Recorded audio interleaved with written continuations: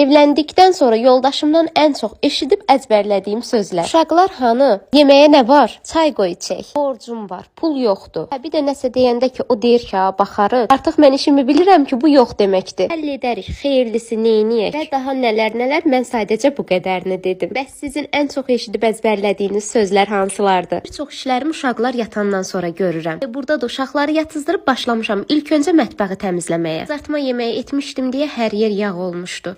Silib təmizləməsəm, sabaha saxlasam, inanın ki, mənə bütün gecəni narahat olaram. Buna görə də bir çox işlərimi gecədən həll edirəm. Səhəri isə duranda mənə çox asan olur. Doğrudan da biz xanımların işi heç bitmək bilmir. Hələ bəzən nə fikirləşirəm, biz evdə ola çatdıra bilmirik. Həm çöldə işləyib, həm də ev işləri görən xanımlar necə edir görəsən. Allah hər bir qadına güc-qüvvət versin. İlərdə hər bir işin üstəsindən rahatlıqla gələk. Bugünlük məndən bu qədər. Səhifəmizi izləyək, videoya da dəstək olub fikirlərinizi bizlə bölüşməyi unutmayın. Gələn vloqlarda görüşənədək özünüzə yaxşı baxın. Təmizlik sadəcə ev üçün lazım deyil, ruh üçün də lazımdır. Özünüzə zaman ayırmağı unutmayın.